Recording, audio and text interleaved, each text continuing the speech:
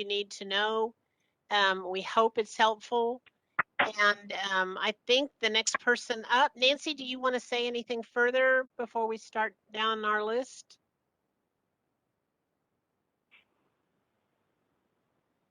Sorry, there's a little bit of a delay with the video.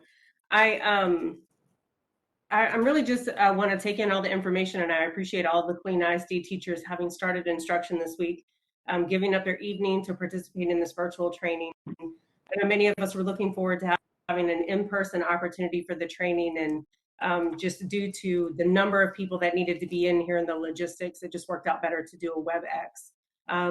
I can say for Colleen ISD specifically, one thing that all teachers need to know and understand specific to the grading practices is that in the past, our teachers have been entering grades into eSchool, which is our student information system, for every IPR or progress report check or report card grade check. That will no longer be the practice for dual credit courses. Dual credit courses, the grades must be entered into the CTC system only. And we have a process that they are pulling your grades and downloading them to our server, and we will push them to eSchool. But just to make sure that we have no discrepancies in grades, the way our grade weights are set up, sometimes there's a conflict. So Colleen ISD teachers will not enter dual credit grades into eSchool at all for their dual credit courses over this year. Okay. So I'll send that in an email too, just to give everyone a written reference. Okay. If there's anything here that you don't understand or you need more information on, or you need more training on, like, okay, we touch on it, but you're just really lost. When we break into our groups, that would be the time to tell the chair, oh, this is what I need. Is there a way I can schedule this? Can you get this for me? Otherwise, we're probably just gonna continue to go on in our general session to try to cover everything.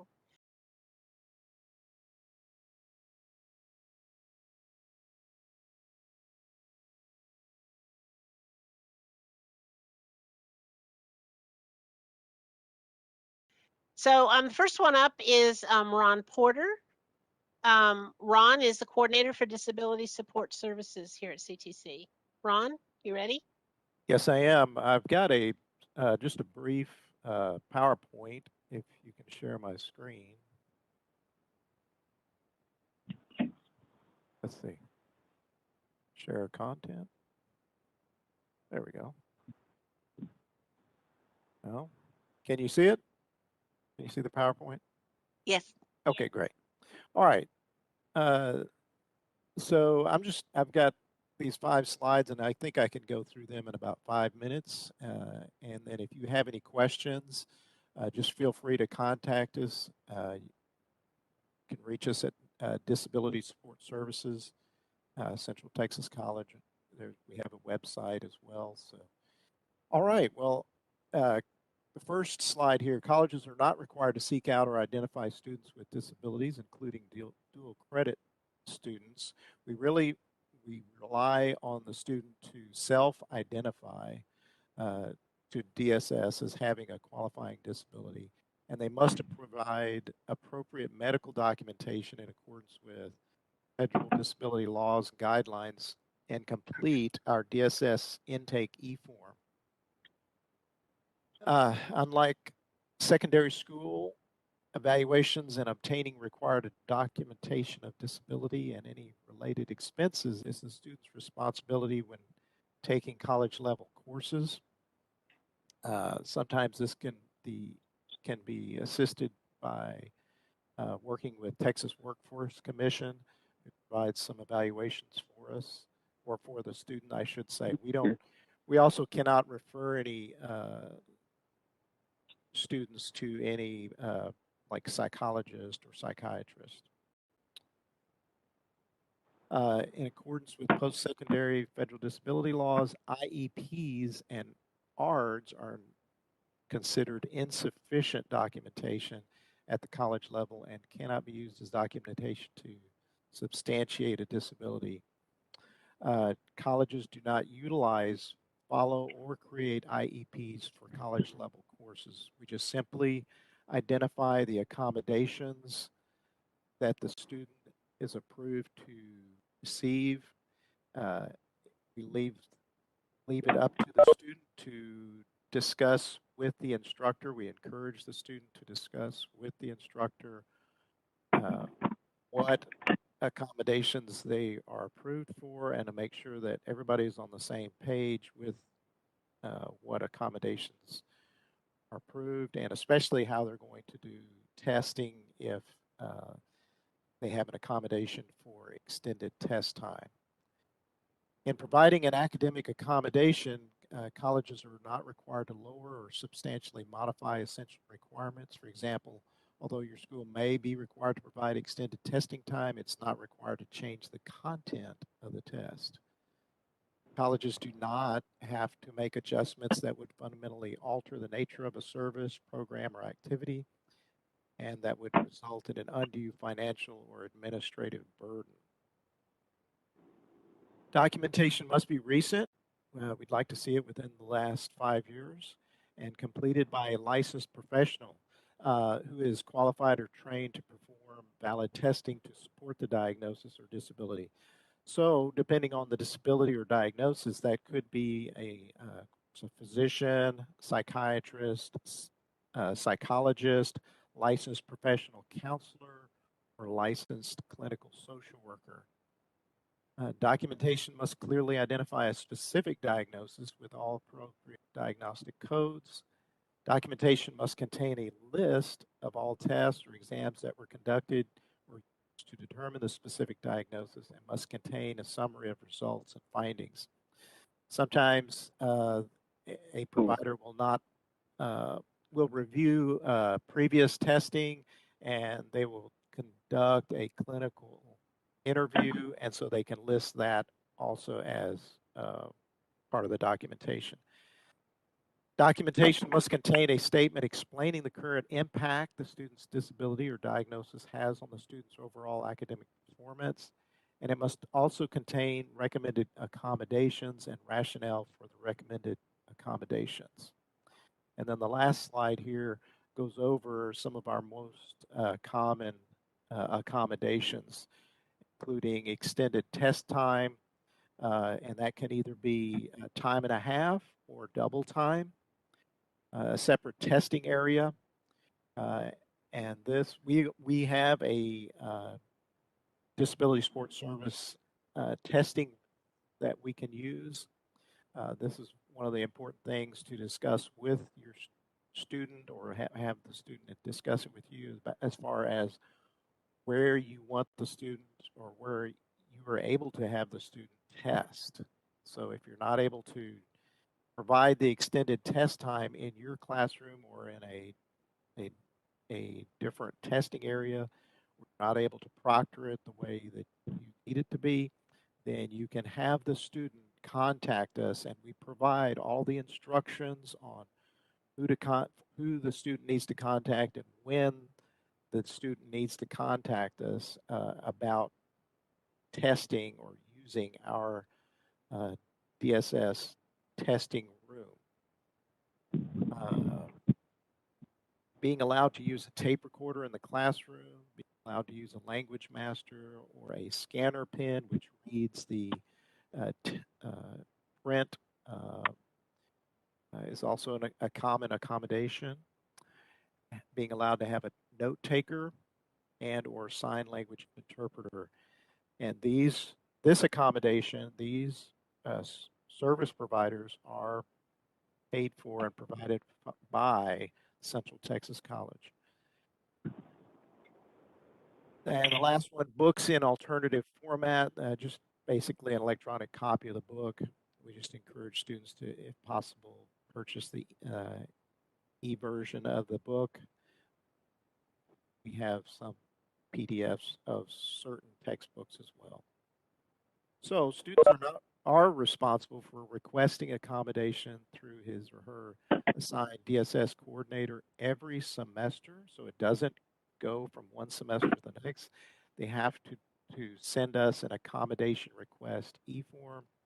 which lists the courses and instructors that they have. And that basically also gives us permission to then contact you as an instructor to let you know what the accommodations are. If we don't have that form, we don't have permission from the student, and therefore we cannot contact you. And the accommodations are not retroactive. They're only forward from the point that we email you the accommodation. And then here's our location, our building 215, room 111, and our phone number. Thank you very much for allowing us to share this information with you.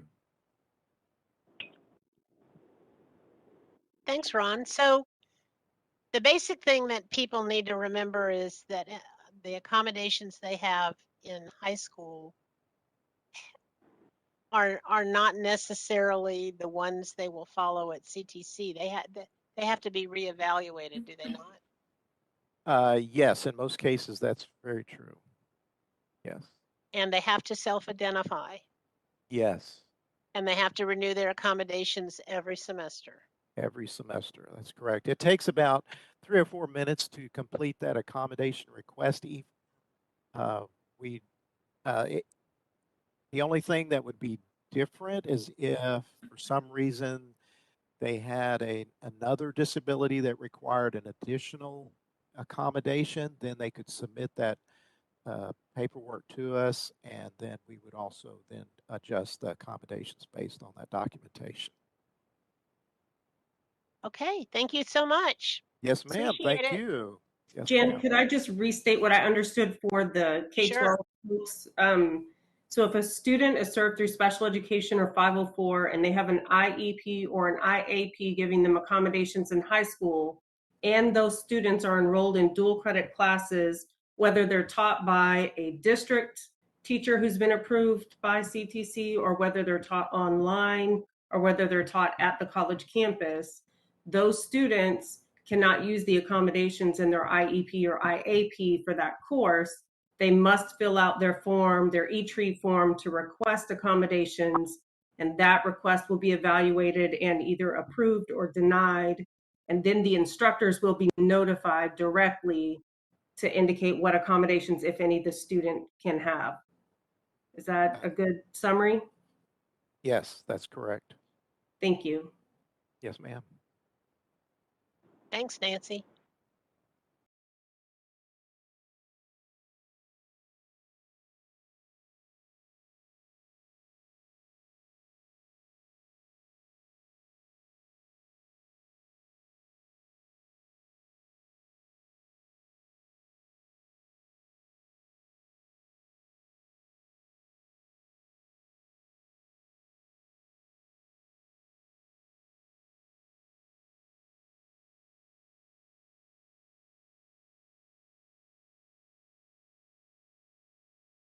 Okay, thank you, Ron. I All think up right. next is Janelle Deal, and she's going to talk about CTC email. All dual credit instructors are provided with a CTC email account. We ask that you regularly check your CTC email account because important information is sent there, such as grade requests, grade reminders, at times grade verifications, student concerns, student emails, as well as cert rolls and a variety of other information. So we ask that you do regularly check that account. In addition, if you have a high school email account, we do request that you communicate with your students regarding your CTC course using your CTC email account. To access your CTC email, you can visit the CTC website, look for logins, and then look for the OWA Outlook. Okay. Any questions so far? No, ma'am. Okay. Can I do a really quick comment? And this is just for all dual credit instructors as well. Sure. Janelle did really touch on the fact that CTC dual credit instructors have to check their CTC emails, but we really want dual credit instructors to also train their students to check their Yeah. CTC emails as well, because we're sending these emails through Blackboard and things like that, and they're going to go straight to their CTC emails and not their whatever email they use. I know that you have the Colleen ones, they have their own email through Colleen ISD as well. So just to if you're a dual credit instructor, just to really encourage them, hey, your teacher probably reached out to you, check your CTC email as well. Thank you. Thank you, Audrey. Yeah, we call our CTC email for students Eagle Mail because we are the Eagles. So we're trying not to make them schizophrenic. I know they could be lions and wolves and a bunch of other stuff, but they're also Eagles when they come to CTC. So Ellison has no problem at all.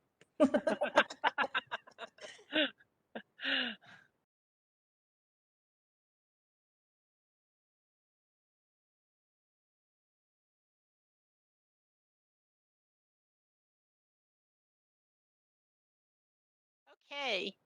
Next up, we've got Dean Davis talking about Blackboard. Okay, are you ready? All right.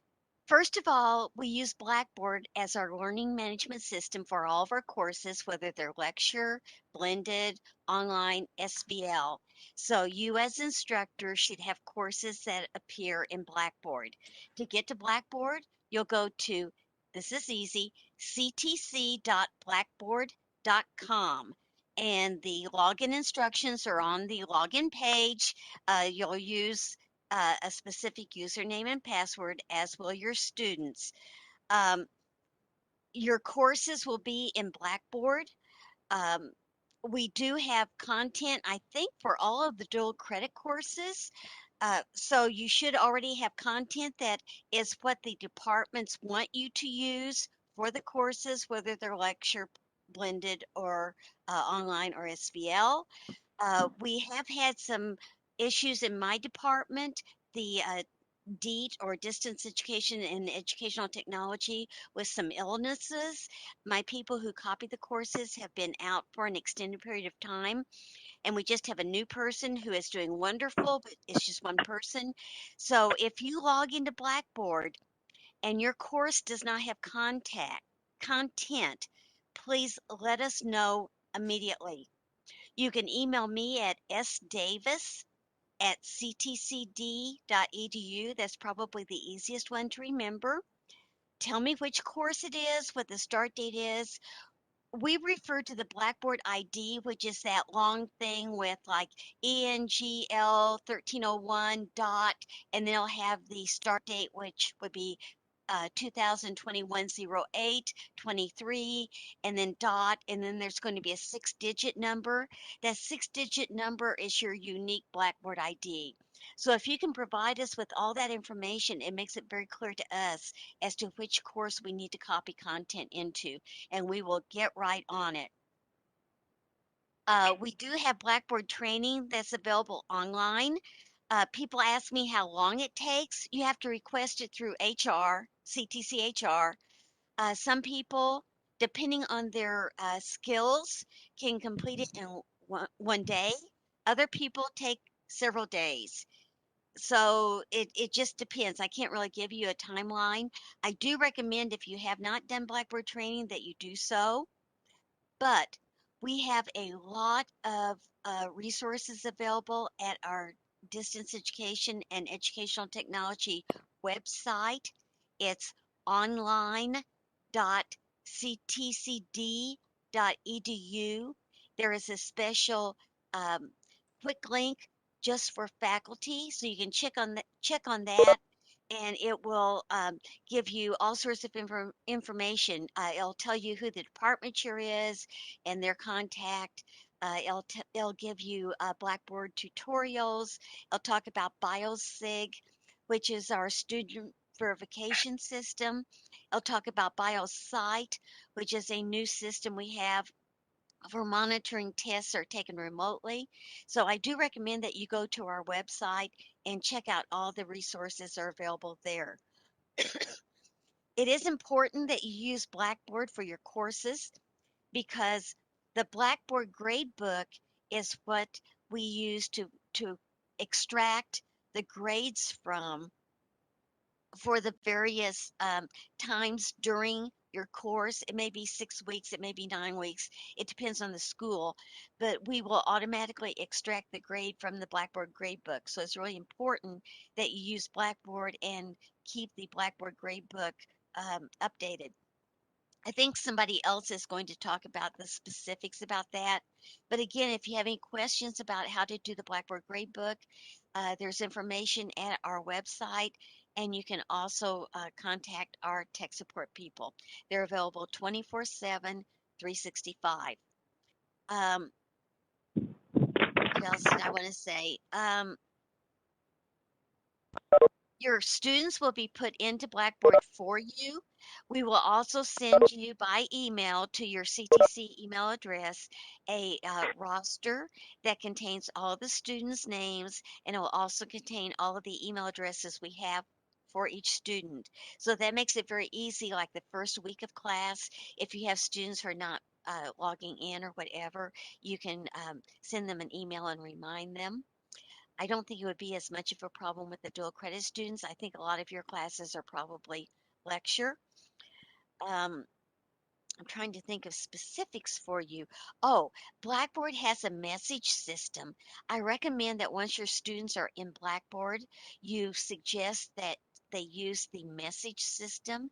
It isn't based on email addresses. It stays in Blackboard. So there's no rejecting emails because they typed the email address wrong or the account is full or whatever. So I do highly recommend that you use messages. It's also a good way to track all correspondence between you and your students because it stays in Blackboard. There's a log there that can be checked. I think that's all I need to tell you for now. I don't want to overload you. So, do you have any questions?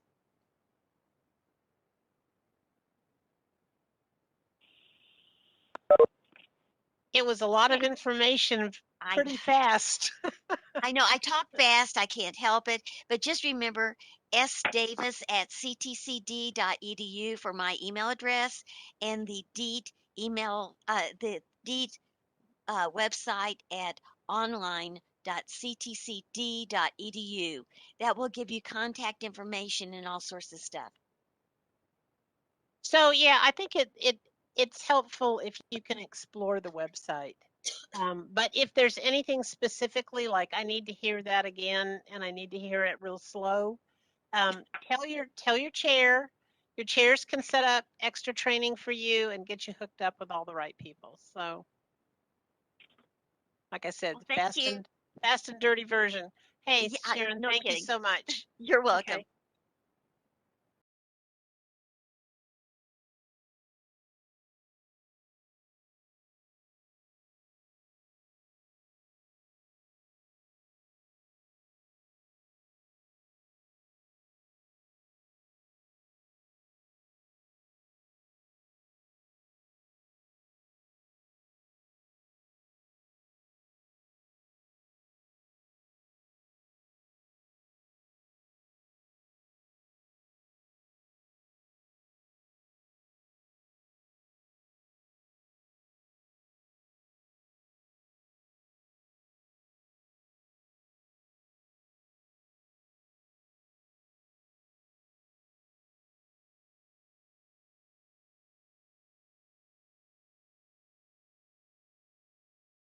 Next, we've got Dean Dawson, who's going to talk about some of the cultural differences between high school courses and college courses because they are two different cultures. Um, Dean, are you ready? Hello, can y'all hear me? Yes. Awesome. Yes, I am ready. Thank you, Dean Anderson. I too am going to try to be fast. I don't think this is new information and really just want to spend the time to kind of bring this to the surface and talk about it. Let me see. Let me know if you can see my screen here. Can you all see it? Okay, awesome. I can't see the chat and my screen at the same time, or so forgive me if you all have questions. Feel free to interrupt. I'm going to be as quick as possible. But really, when we talk about cultural differences, um, first of all, we're generalizing, and you know, when you generalize, you may hit it right, or you may miss some of the key parts and key pieces. So please know that there is a lot of generalization here, but the main goal is to bring to surface the idea that there are some cultural nuances that happen within the high school that may be different or complementary or polar opposites to what happens in the high school. And when we think of culture, we think of it in terms, well, me, although I have known that this happens in other places, so I'm not the first one, but culture is really an iceberg approach. So there are things that are happening on top that are obvious, but then the bulk of what takes place, or the symbols, the language, the hidden rules and guidance that happens within the culture is something that is not necessarily obvious. And those are sometimes the things that can cause issues going forward. Let's see. All right. So, really, when we talk about the differences between what happens in the college level and what happens in high school, that creates or can create some challenges because many of you are both a high school teacher on certain periods of the day, and then you have to change your hat and become a college professor or college instructor. And often it could be the same students, it could be the same classroom, it can be a lot of what would typically be the same, but there are different rules that guide you as a faculty member that are somewhat different than what guides you as a college professor in a high school. So what I'd like to do, and because I only have a short amount of time, and I know you are all adults and brilliant, but you've worked all the way to 5, and I don't know about you, but if I can be a little silly, I will.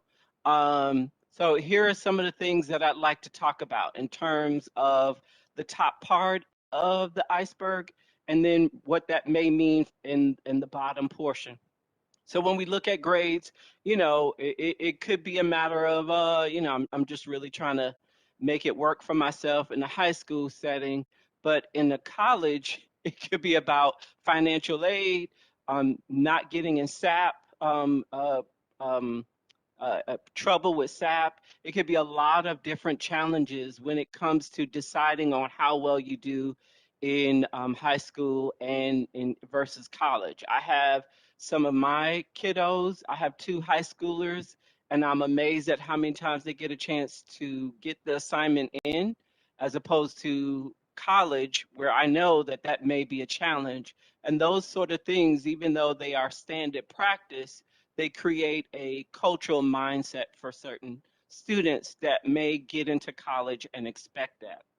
And then the challenge may be that, on one hand, you as the high school teacher can accept um, late assignments, but then you as the college teacher probably cannot, because those things can be guided differently by your particular department.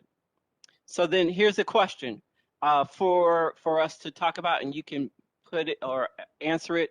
Who owns and manages the curriculum and the grades when it comes to, is it the college instructor, and how does that differ?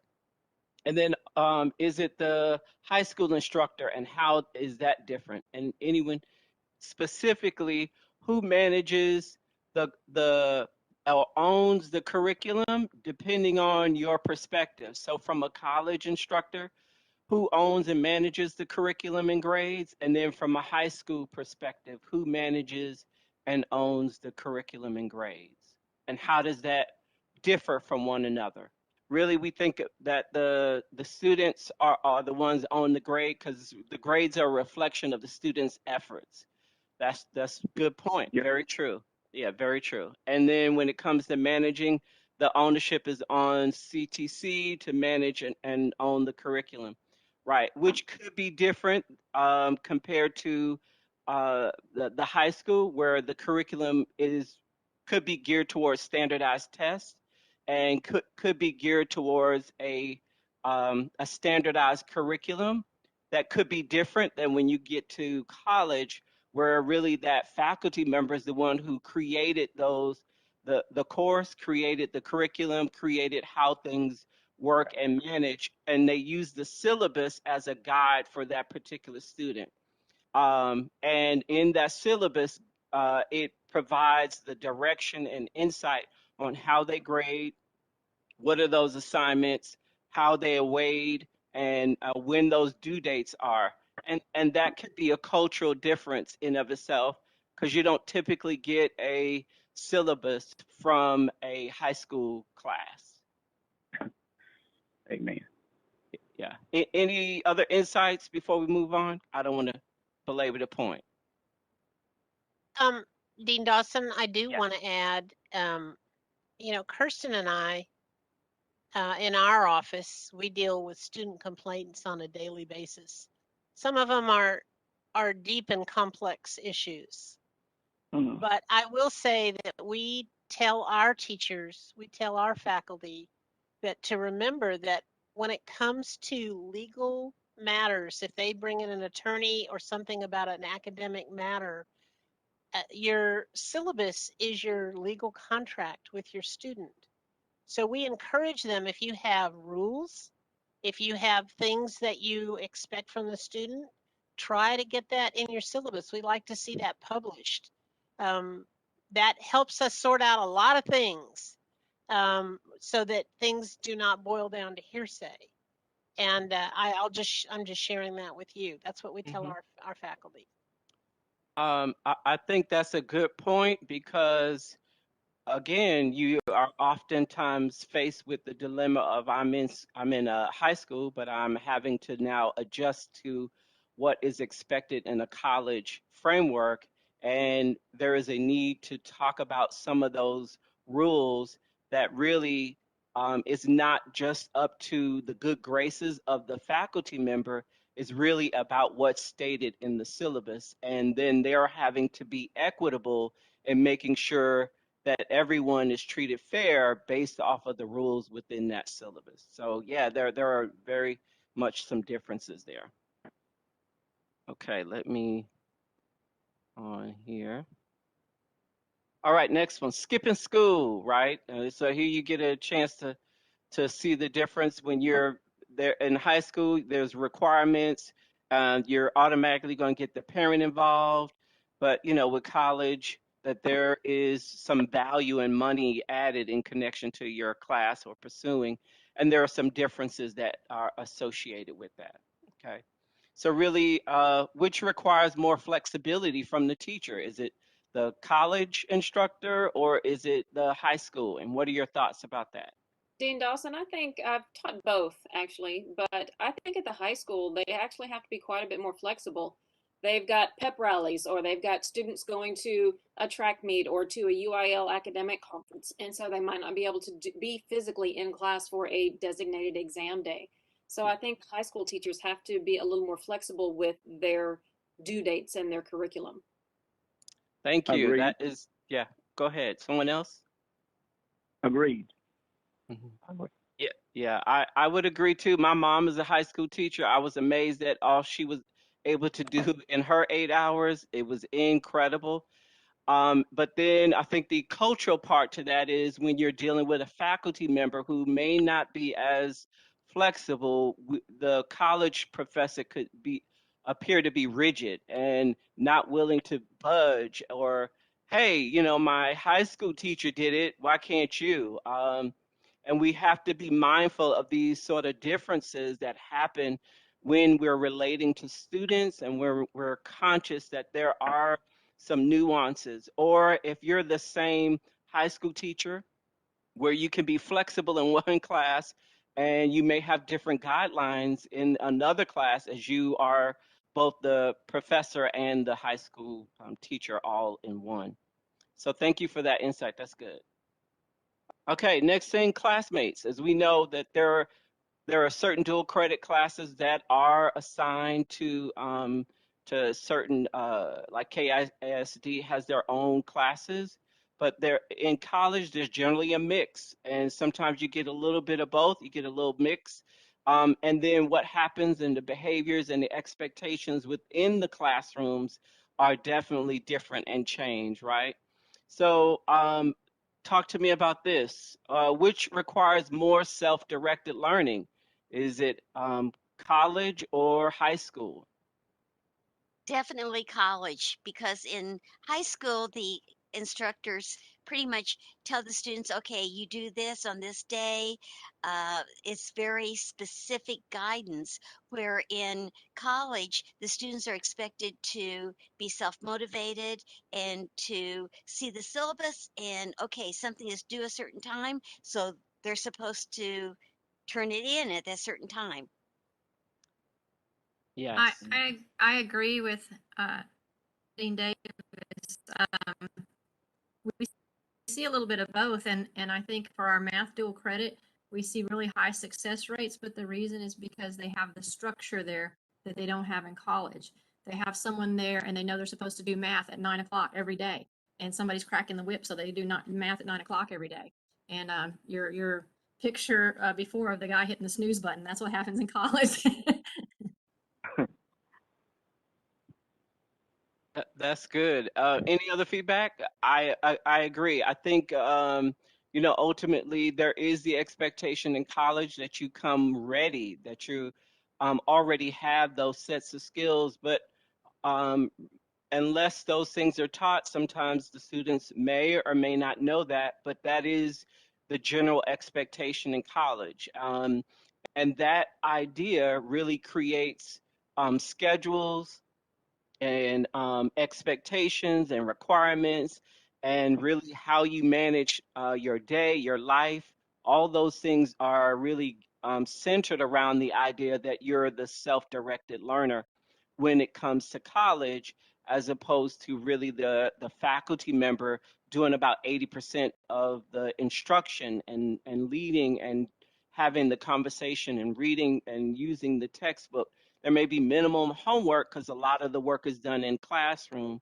And remember, you're spending about 8 hours of the day in going from class to class, but really more high school focus as opposed to college where the schedule is self-directed. You pick the class, you pick the time, and the expectations are what happens within the class. So yeah, those are really important and key things to talk about.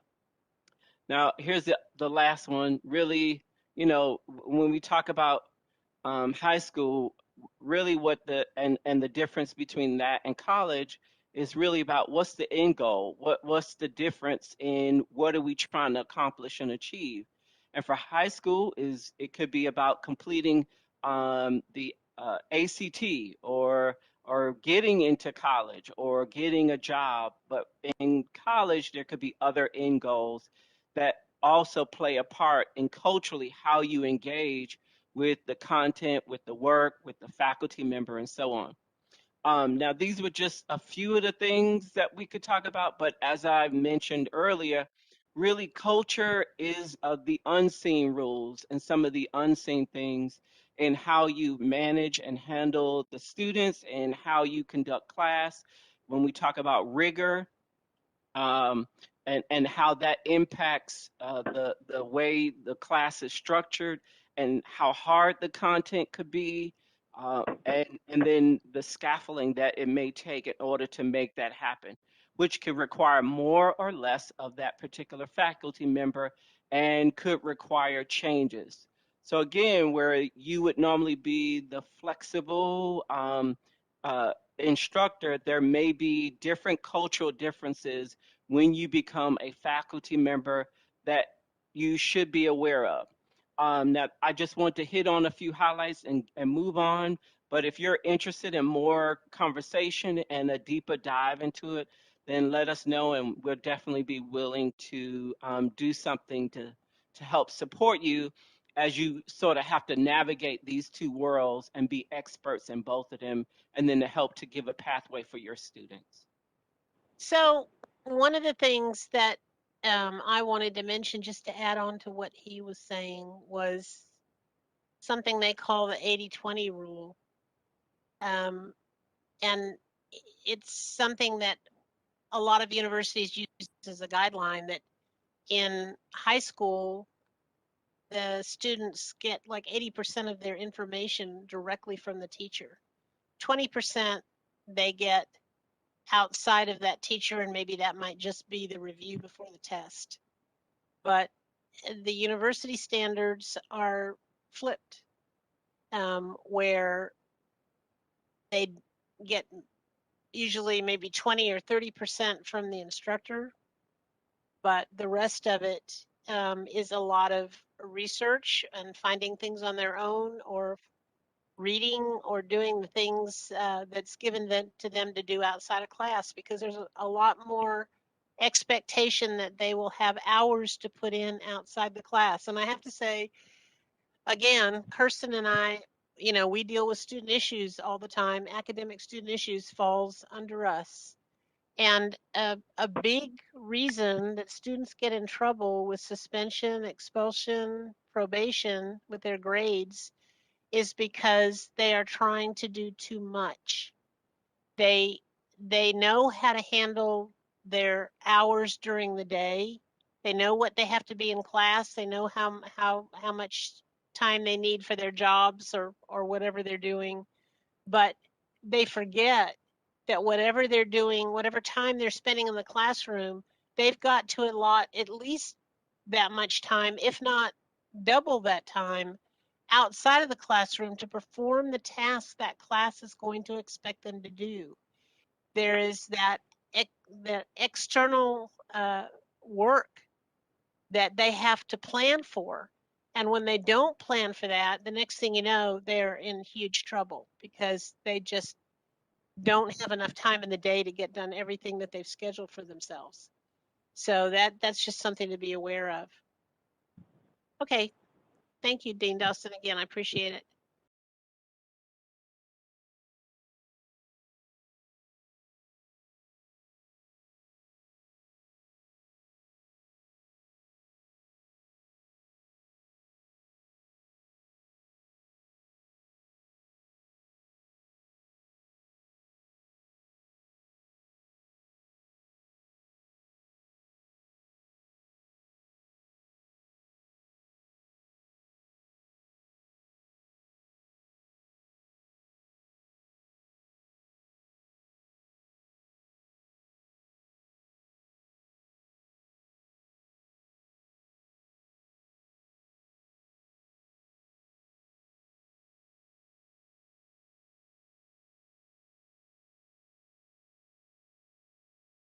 Next up is Kirsten Brooks. She's going to talk about cert roles.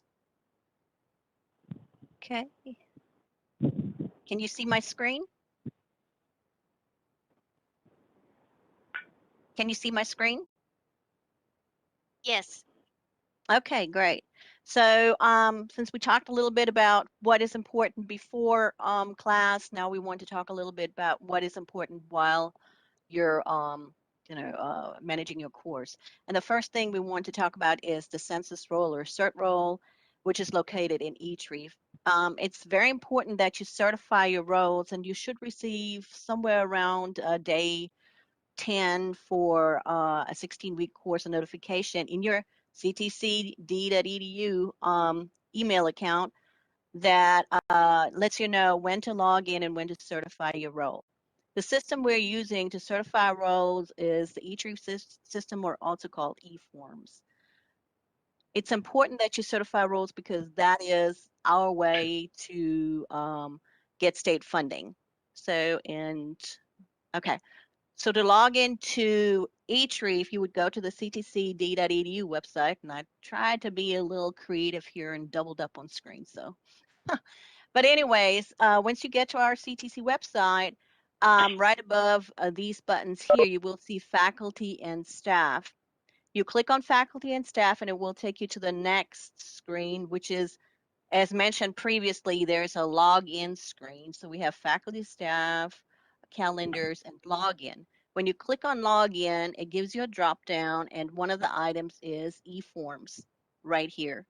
Sharon Davis was also talking about Blackboard. This is also where you can access your Blackboard, and you can also access your OWA Outlook right here. Once you select eForms, it will take you to the Etrieve login screen. You have to enter your username and password. And then you will actually get into Etrieve. Now, the screen will look a little different. This part will not be here once you first access, but you will have that section here. Your inbox, if you've received any kind of Etrieve forms. Your activity, if you wanted to have a look at previous forms you may have submitted, previous cert roles, you want to have another look at them, just go ahead and click on activity and it will take you right back. Actually, forms is what is really important because that's where you actually have to pull your students. If you ever go into Etrieve to, or have gone into Etrieve to certify, you know there are lots and lots of different forms. So the easiest way to find the census role is just to type in here in the little search bar census or cens, whatever, a little abbreviation, it will bring you to the cert role. Once you select certification role, it will bring up the screen that's here on the right-hand side, and it will automatically show your name and your ID because you're logged into your system. You would have to go ahead and select the term and the course, location, and so on, the upper portion right here. Once you fill that out, the lower portion will automatically fill in. The important part then is that you select pool students. This is where you will actually see the students that are registered in your course. And it's very, very important that you double and triple check it, because if you make a mistake at this portion right here, or let's say you have a student sitting in your course and they're not on this roster, it will cause additional issue because now we're past cert date. And then we have to, Janelle Deal will talk about that a little bit, do reinstatement forms and all that, which is a little bit more complicated. So once you click on pool students, it will take you to this section right here. So this is the same form, just the lower portion of it. It will list all the students, ID, student name, and then you have an option, a little checkbox to mark a student as never attended. You mark a student as never attended in a face-to-face course if the student never showed up. In an online course, it's a little different. Logging in does not constitute participation. Participation in an online course would be something that's graded, let's say a syllabus quiz, a plagiarism quiz, any kind of, could be a discussion board, any of those assignments, and it has to be completed prior to cert date. If the student did not complete the assignment, did not come to class in a face-to-face course, you will mark the student as never attended, review the remaining students. Then you would go to your destination, select dual credit, and then click the submit button. And that's how you certify your role in Etrieve. So if you have any questions about that, you can contact me anytime. Kirsten Brooks at ctcd.edu, or just give me a call and be more than happy to walk you through, help you out, whatever you need. If you have any questions about certifying your roles, just look out for that little reminder of when to log in and be as accurate as possible. Thank you. Thank you, Kirsten. Thank you. Let me stop So sharing. did somebody have a question? Okay, I just want to emphasize that I'm sure they have something equivalent at the high school certification roles, because what we're doing is we're verifying every student that's in the class, and then the state, that's how we get our state funding. They pay us money for each of those students that are certified. So if there's a mistake on the cert roll, it's not a little deal, it's a big deal because it involves money. So just kind of giving you a heads up on that. That's something you have to be very, very careful about. Okay.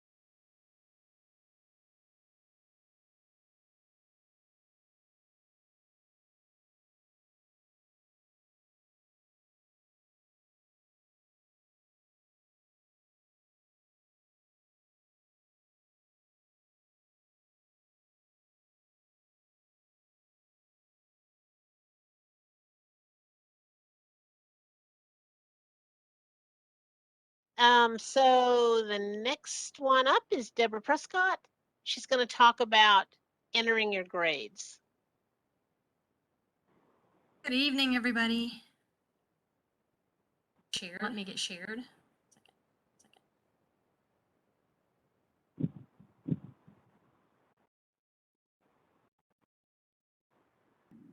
Read my grade book. Everybody sees it. Okay, so even though you're dual credit instructors that are on, you may be a dual credit instructor on your high school campus, you still have to set up your Blackboard grade book for the grade pool because our system doesn't know where you are, whether you're on your high school campus or are you one of a CTC full-timer who's teaching a dual credit class. And so I'm going to show you what you have to do to set up your Blackboard gradebook. There's two options for doing that so that we can get those interim grades pulled. Okay. So the first option is if you're in Blackboard and you have a current grade that's ongoing in Blackboard because you're synced with another product like My Math Lab, or all of your assignments are in Blackboard. Okay. If that's the case, then we're going to duplicate your current grade, or I guess it was a weighted total until I renamed it, a weighted total grade.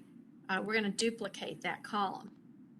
Okay, and so to duplicate that column, I'm going to go to create a calculated column. And for me, in my course, this is a weighted column. So you would just mimic whatever it is in your course. Here's the important part. It must be called ISD total. Okay, the program that pulls the grade is looking for the ISD total column. Okay, we want it as a percentage because that's what those high school students need, right? And I'm going to set it up just the same way that we set up the other one. Real quick, let me get that set up. And so if I'm doing a weighted total, it needs to be 100%, and there it is now. And so I created this column. I called it ISD total. Where is it? Well, we'll scroll down here. It's way down here on the end. If you don't want it down there on the end, and I don't, we're going to go to Manage and go to Manage Column Organization. And this is a handy tool. It allows you to put your columns in any order you want. If you need to delete some, if sometimes duplicates show up for whatever reason, things like that. So you can move things around here and do lots of good things in Manage Column Organization. All right, so here it is. Look here. Same thing. By the way, look at the smart people in my class. My students, Howard Wallowitz, Leonard Hofstetter. Amy Fowler, Sheldon Cooper, they're geniuses. Are we nerdy enough to know who those people are? I hope so. I love Big Bang. So I don't know why there we go. My order wasn't different. So let's look at our final grades. So does anybody have questions on setting it up if you have a current grade ongoing in Blackboard?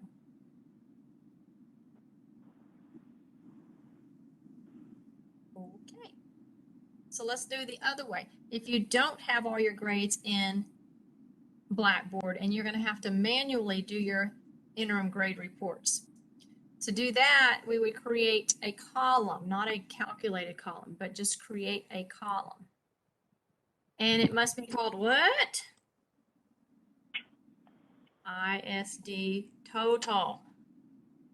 That's the really most important part. Okay, I want it to be displayed as a percentage. Since it's a percentage, we're going to make it 100 points. And by the way, we don't want this included in the grade column, but I also don't want this to be shown to students because not all of this, well, yours may all be high school students. Not all of my students may be high school students, and I don't want anybody to be confused. So what I do is this ISD, I hide it from students, and I leave this current grade column here for everyone to see. So the one I just created is out here on the end. We could move it again if we wanted to. This one is where you would have to come manually enter those averages for each grade report. So it kind of depends on how your Blackboard gradebook is set up as to which option you would choose. But that's it. We're good for our interim grade reports for the high school students. Does anybody have questions on getting those high school students' grades ready?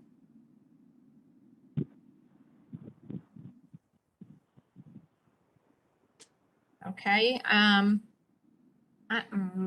Does anyone need to see how you know who the high school students are in your class? I mean, if I'm talking to people who are the whole class is high school students, then you know who they are, right? And if you're on your campus, you know who they are. So I don't think I really need to do that for the CTC instructors who might have some high school students in their classes. You need to know how to go identify those students. Deborah, just for a moment, is there a way you can show them how to submit final grades? Yes, I was about to do that next. Okay, so we're good. So we've got, here's our students. We've got their current grade. So let's put in their grade, right? We need, on the college side, we need a letter grade. And so let's go through here.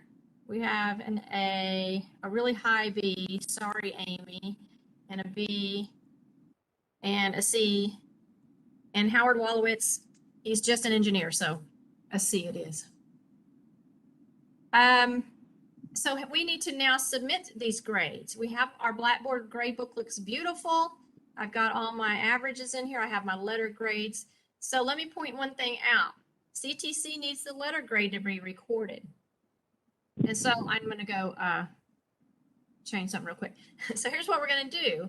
I want this letter grade to be recorded. I'm going to go set as external grade. Okay, so on the little arrow menu thing, click on that and set as external grade. And so the column that has this green check is the column that will be pulled over into the final grade submission.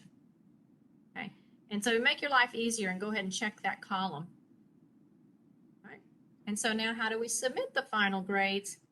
We go over to Course Tools. Final grade submission starts in Course Tools. And we go down to look for Submit Grades.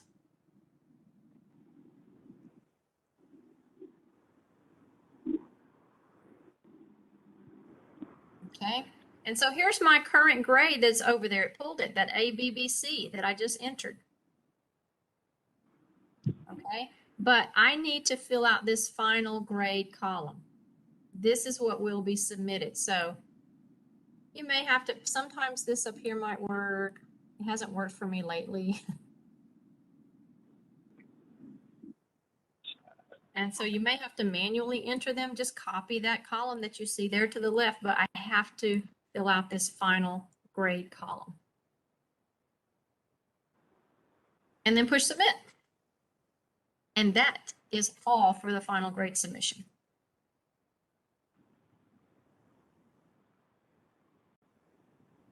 So does anyone have any questions or want to see anything again?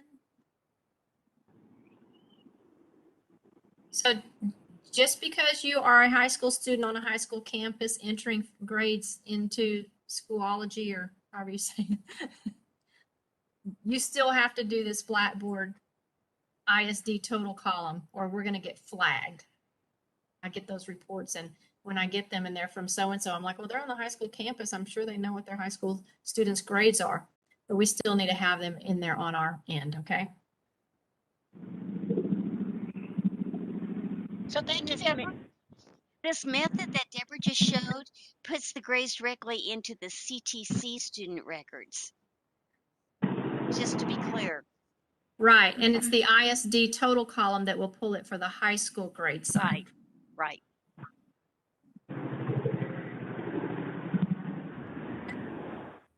That's all. It's so simple. So I anticipate an upside down bell curve on this one.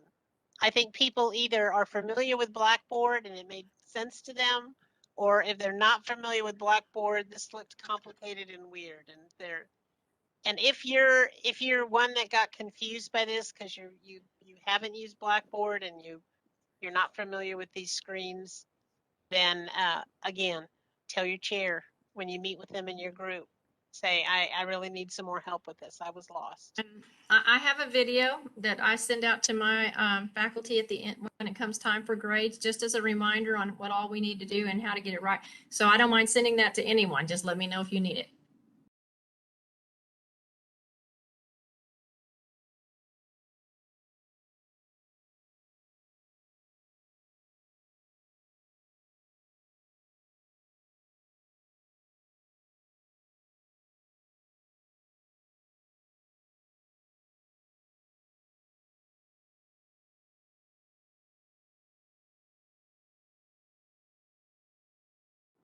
Next, we've got Kirsten Brooks and Janelle Deal are talking about adds, drops, reinstatements, and withdrawals.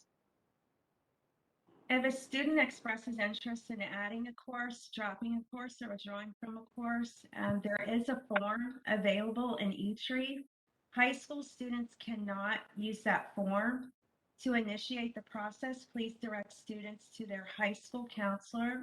They will work with your ISD POC, who in turn will work with my department to complete the required paperwork to get your student added to the course, dropped from the course, or withdrawn. If you have a student on your rosters and the next day they're not there for whatever reason, please notify your ISD POC as well as my department, and we will research and begin the process for reinstatement.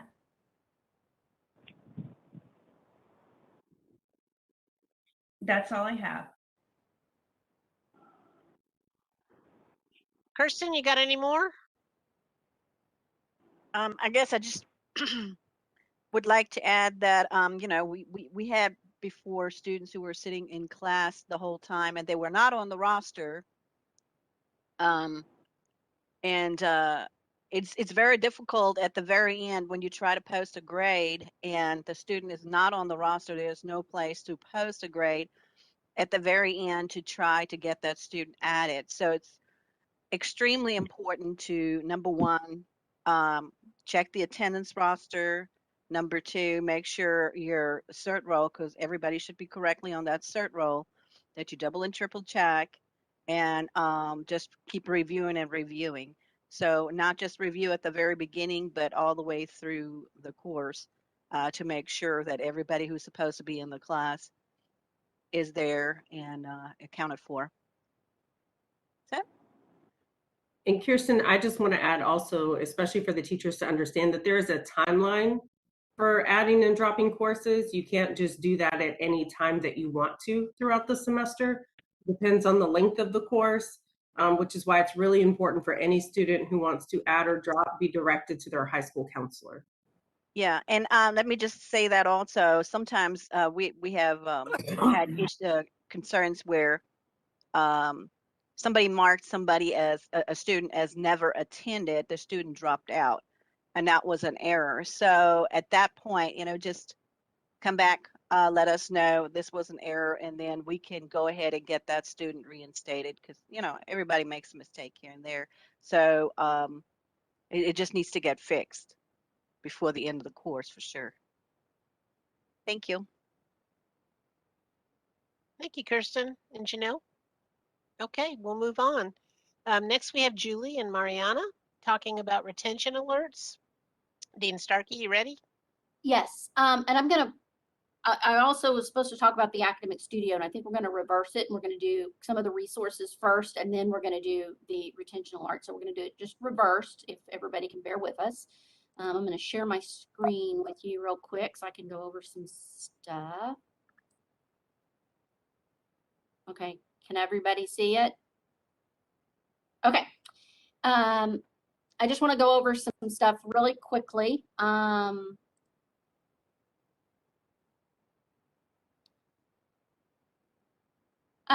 Student success and persistence. A lot of the presentations that what I've been hearing is about sometimes dual credit students.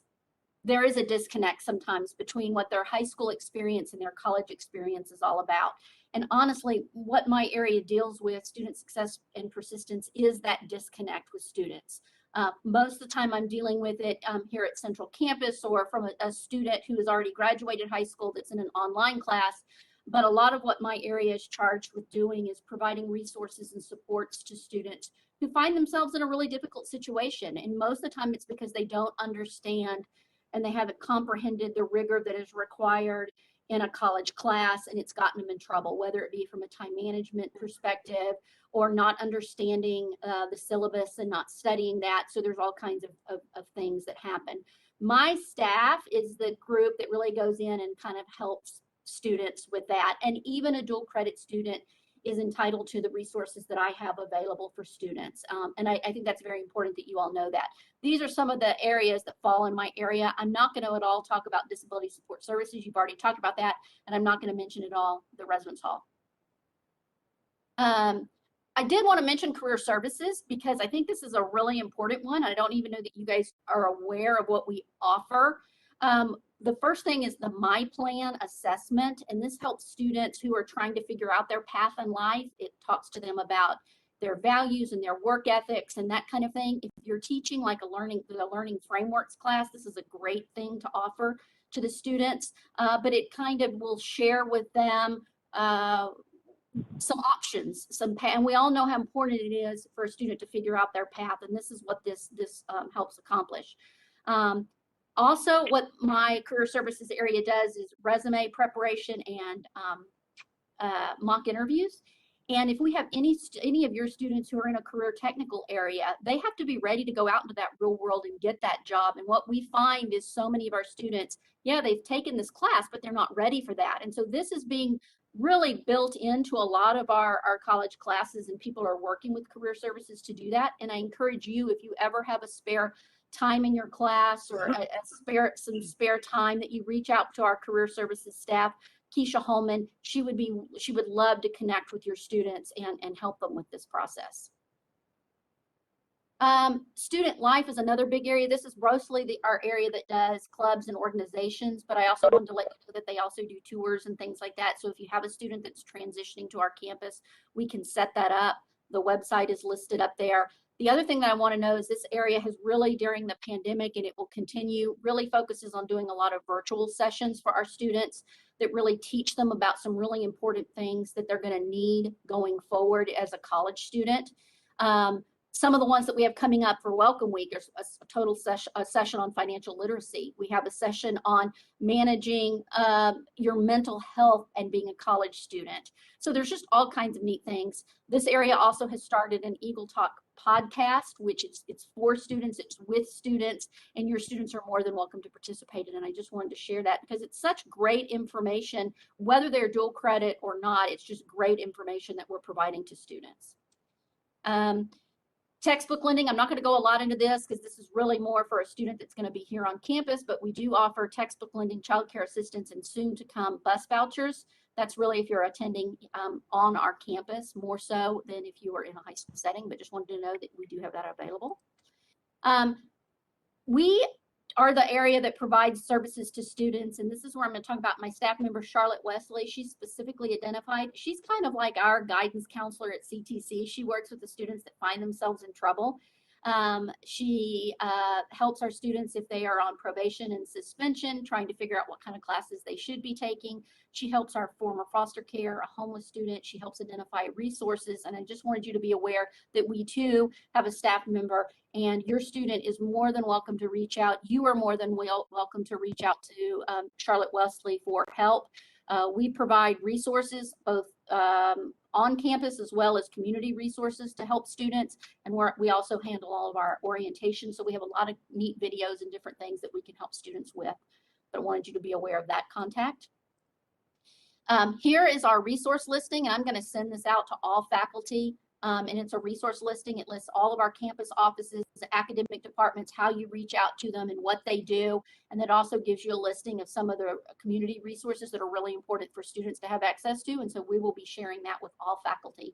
And we also share that with students. But it's important that you use dual credit. You might be sitting in the high school, but you might need to know on campus, who do I contact for this or that issue? And this would be a good resource. And so that's both for faculty and students that we send that out. Retention alert, Mariana is going to talk to you more about, and this is probably the single most important thing that I need all of you to understand is we do what's called retention alerts. This is where you alert CTC that you have a student that is in some kind of academic distress. You will receive an email, 2 emails through the semester at your CTCD email that tells you please do an early alert for anybody that you have concerns about. It could be missing work. It can be lack of participation in the class. It could be poor performance on a test. What happens is then we communicate with the student and we tell them, hey, you've got an issue going on here and we need to help you. We may refer to them tutoring. We may do all kinds of different things, but we need that alert so that my area and other areas, I know Janelle Deal also uses these alerts to know when she needs to kind of direct resources to a certain student. If you're not filling this out and getting this to us, we're not able to direct the kind of resources that your students might need to get them through that class. Mariana is going to explain to you how to fill out that form here in just a second. I also don't know if you guys realize that the Academic Studio on campus, we do free tutoring, and it is available for your dual credit students. The tutoring that we do is college based, and so we understand, the tutors understand the college course and how to help students get through that. Your students are more than welcome to use our resources. We encourage them to use our resources. We offer face-to-face tutoring, so a student could come to campus, but we also do online tutoring, and that's probably what would be the best for your students if they are sitting in high school. If they don't want to come to campus, they can use that and work with one of our tutors. We tutor across the curriculum, so we will do English, we will do math, we will do science, we will do whatever you need. We've also oftentimes partnered with different faculty if they need study groups, study sessions, and they need it to be led by a tutor and do extra support work. We will help coordinate all of that as well. Here is how you direct the student. So if you want to take a picture with your phone, but I'll also send this link back out to all of you. This is the link that students go to request an appointment, but you can also call us and we can get all that set up for you as well. I think that is all I had. That is all I had. Hold on, let me get back. That's all I had, and I'm going to turn it over to Mariana. She is the one that coordinates our retention alerts, and she's going to walk you through how you do this, because it's really important that you are giving us this information so that we can help these students be as successful as possible.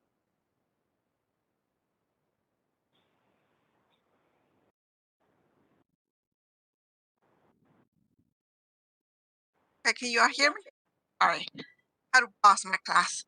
Okay, so I just want to talk to you real quick about the email. I don't know, I'm sure some of you have seen this email because we send out the email at every course. It doesn't matter the start date. We send out this email at the 33% and 6% course time of the course. It's just basically notifying you that, or a reminder letting you know that it's time to submit an alert if you haven't submitted one. Like Dean Starkey said, you can submit an alert at any time, and I'll walk you here through the process of how to access the form. But this is the email that you should be receiving to your CTCD email. Please check your email, read the email, submit the alert. Do not, we ask that do not opt out of these emails because it's very important for us to receive this early alerts or retention alerts so we can follow up with the student and offer the services that they need. So here's the email. This is how the email looks like. It has the link to the individual alert and also has the link to an option to submit a mass alert if you have multiple students. But once you hit select the link, it'll take you to the you can access the form at the faculty and staff for section at the website. You just go down to forms.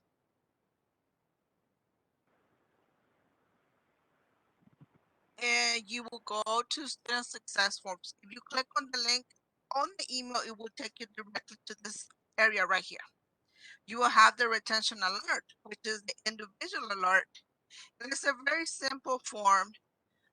You can follow the step-by-step process. It'll ask you if you're a faculty, staff, or advisor. Of course, you will select faculty, fill in your information, fill out the student information, along with the course information and the number of weeks in the course. And we use this information to connect the course back to the alert, and so we can go back and check, see how the student did in this course. Then it will take you to the portion where you actually fill in the part for the alert itself. It has a lot of reasons of why a student is receiving an alert. You can add notes to the alert. Just keep in mind that this notes that you add here to this form, the student will see the notes. As soon as you hit submit, the student will receive notification to the CTCD email letting them know that you have submitted an alert. And it will include the course, the reason, and the notes you have provided on the form. So keep that in mind that the student will see the notes. Once you submit the form, we will receive notification along with the student. We always keep track of these retention alerts. We use these alerts to look for patterns. And based on those patterns, our guidance counselor, which is Ms. Charlotte, she will create follow-up emails for the students. Students receive follow-up emails 5 days after you submit the alert. So they get the initial notification letting them know that you have submitted an alert, and a week later they will get another email from Ms. Charlotte letting them know, hey, you received an alert. How are you doing? Do you need assistance? And then the student can contact Ms. Charlotte, or you can contact Ms. Charlotte and ask her, how is the student doing? What we have noticed is that missing work is the #1 reason for a student receiving an alert. We have, like I said, Ms. Charlotte creates emails, but we have noticed that missing work is the #1 reason why students are receiving retention alerts. Once we see this, we follow up with the student. Ms. Charlotte sends them a follow-up email, offers tutoring, any assistance that they might need, she'll take care of that. And I just wanted to show you that we have different reasons depending on what the alert is. These are all the follow-up emails that we send students. So for every reason that you submit an alert, a student will receive a follow-up email asking the student, checking on the student to see how they're doing. If you feel like the student is not doing anything about this retention alert, you can always call us. You can always call Ms. Charlotte, and she will follow up with the student and will inform you of what it is that she's working with the student. You can always call me, Charlotte. You can always call me. You can always reply to the retention alert email that you receive. You can always reply to that email, and we will get back to you. I think that was all I had. Any questions? I will add that we are now sending a report of everybody that's received an early, a retention alert to Janelle Deal's area. They get a report every week on this. And then also all the department chairs are getting a report on this as well. So we are doing a lot more outreach with regards to this, but please, please, please submit these so that and the earlier you submit, if you have a concern with the student, gives us more time to intervene. So if you notice something in the first 2, 3, 4 weeks, please, please get that submitted to us. That's all we have. You don't have to wait for the email to come to you. You can always submit an alert at any time that you feel necessary. Thank you so much, Julie and Mariana. We really appreciate you stopping in tonight and explaining some things to us. That's so important.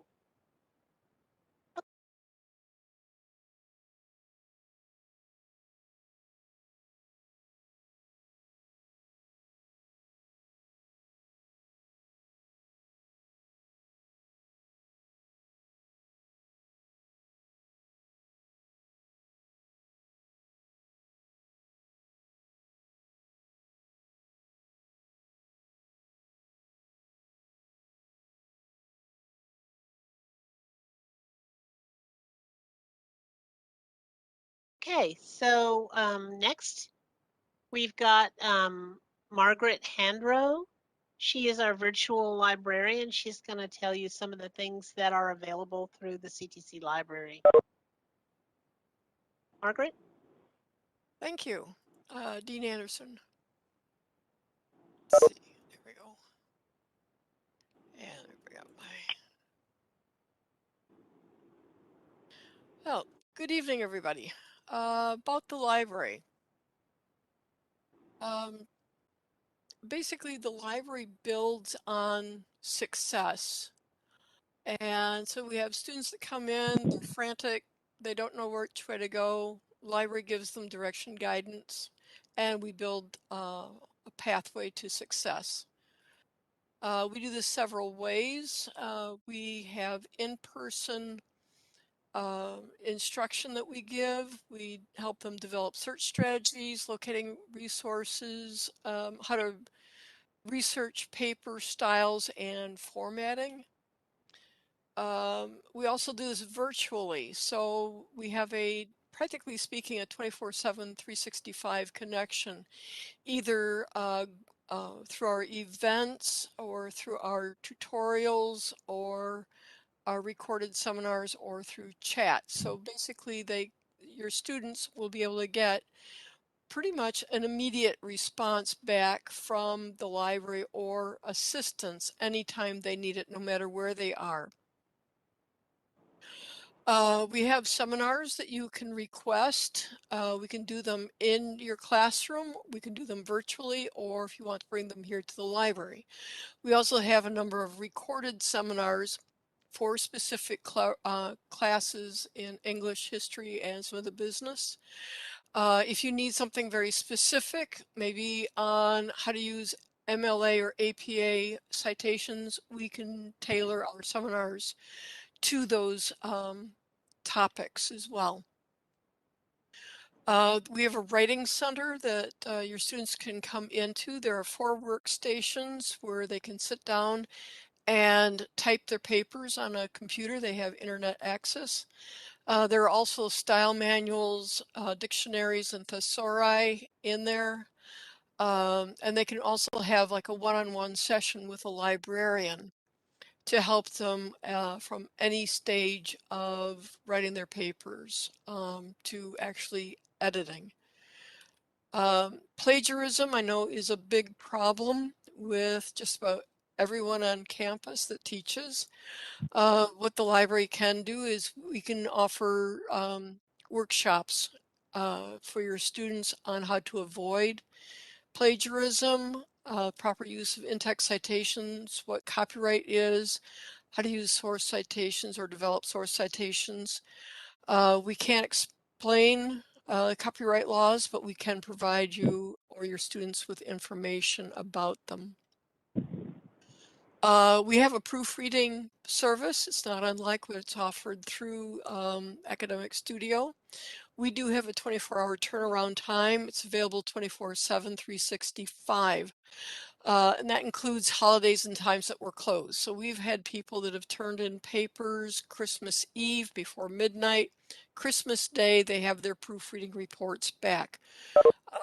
We basically run the papers through Grammarly. We look at readability, flow, logic, look at the style and formatting, and give your students 2 reports back, one for grammar, one for comments that they can use to improve their paper. We also have something that your students, if you've got creative writers or artists, we have something called Byways, the Journal of Arts and Letters. This is a compilation of the best original student-produced works of literature or art. Your students can submit their work as early as next week, Monday, and we'll accept things through March 30th, 2022. Basically, the categories you're seeing on your screen, these are the topics that students can submit works on, and there are quite a few there. We have a Kick scanner. The Kick scanner allows for your students to come in and scan and copy, create an electronic copy of their materials that can be saved to a USB drive or they can email to themselves. The other thing too is the documents are saved either as a PDF or graphic image or even as an MP3 file. And so that way, if you need to have an audio file of text, you can use this machine to create those kind of files. And then we have a collection of over 39,000 print books, DVDs, magazines, newspapers that your students can come in and use. Additionally, they have access to 85 databases, and that contains over 446,000 full text articles, ebooks, and streaming videos. And our databases, for the most part, will give your students the source citations for the material. So if you want to require your students to use our resources, that'll make their life a whole lot easier when it comes time to write papers. And then staying connected, this is something that all of the library's events are now live streamed on Facebook or YouTube. And this allows us to reach our CTC students, both locally and globally. And you can see here a sampling of some of the topics that we have. So we have historical topics, hobbies, science, cultural, and future endeavors. And I'm going to highlight a couple of items. We have a number of items dealing with the Hispanic Heritage Month coming up in September. And then if you watch Channel 25 News, you might see the meteorologist, Josh Johns. He'll be doing a program on Texas weather in October. So we do have a varied bunch of programs that your students can look at any time. And that's all we have. And I kept it short this time, Dean Anderson. So. Thank you, Margaret. I really appreciate it. All It's right. amazing to me what all we do. Wow, I wish there had been proofreading when I was in college and somebody proofread my papers for me. Hey, How coming and wonderful. doing it on Christmas Eve, that, you know, with some of the courses we have, it crosses those, you know, time barriers. And that's something that we take pride in. So it is something Great. that people can do. Okay. Thank you so much. Mm-hmm.